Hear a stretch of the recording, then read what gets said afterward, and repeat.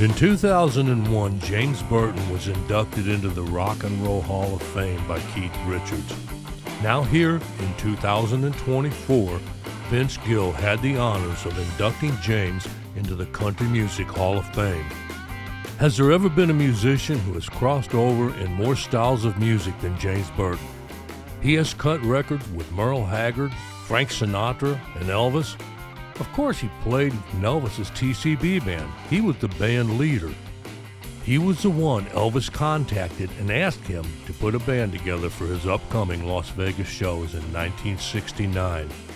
Besides Elvis, James has also played in groups for Emmylou Harris, Jerry Lee Lewis, John Denver, Elvis Costello, Ricky Nelson, and this list could go on, but you get the picture.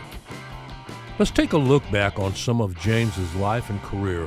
Some of the roads he has traveled is amazing.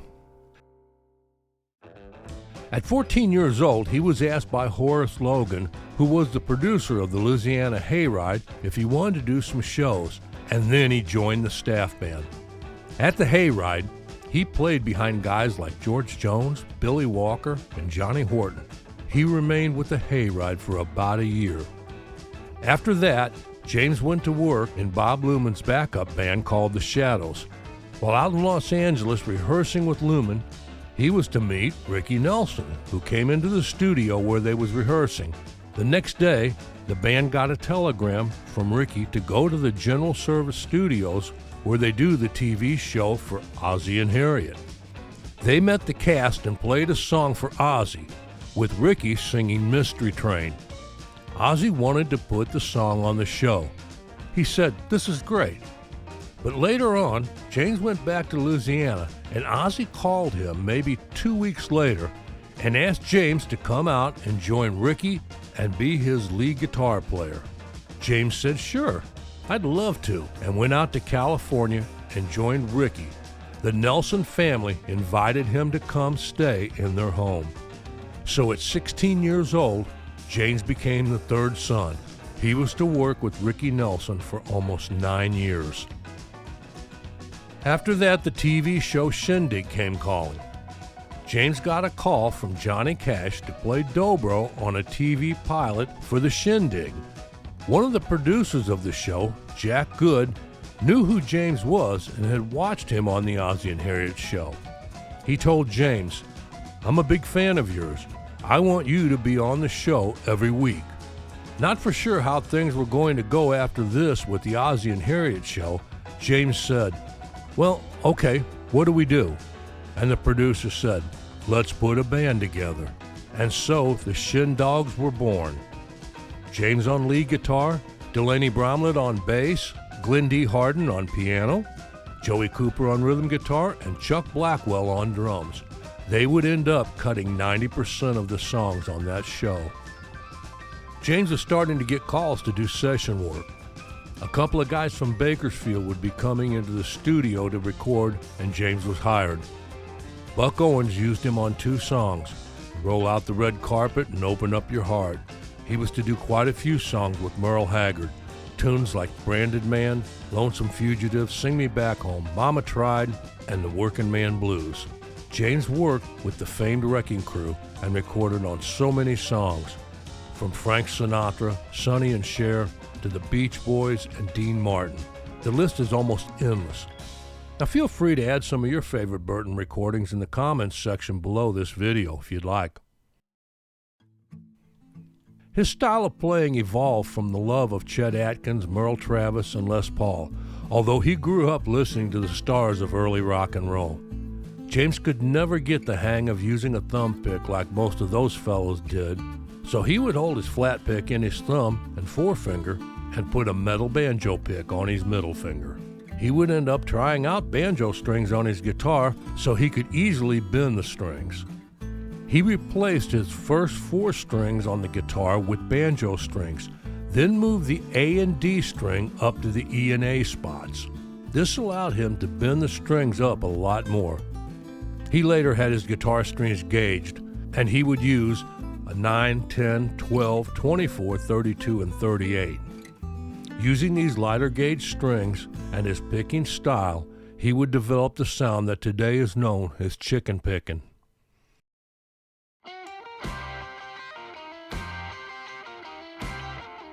In 1969, James was asked by Elvis to become his band leader and get musicians together for his upcoming shows in Las Vegas. The true pay he was offered was never really made public.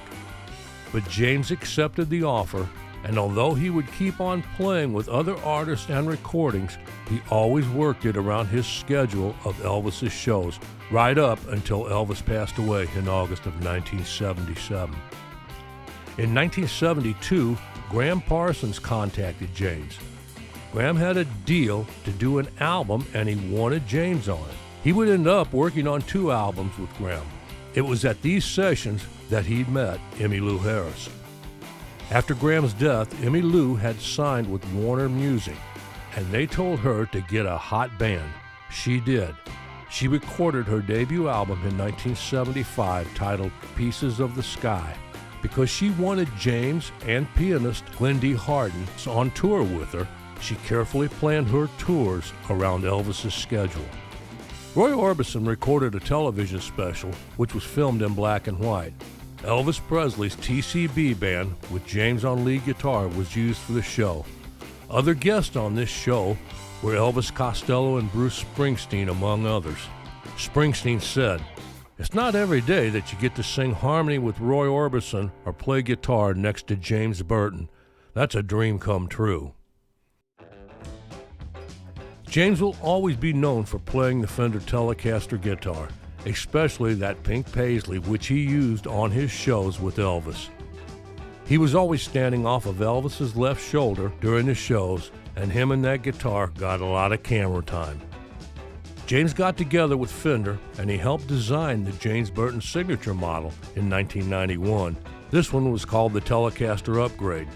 Then in 1996, the standard model of the James Burton Telecaster was introduced. This model was inspired by Burton's 1953 Telecaster. On August 21, 2005, James's 66th birthday, a statue honoring him was unveiled in front of the Municipal Auditorium in Shreveport, Louisiana.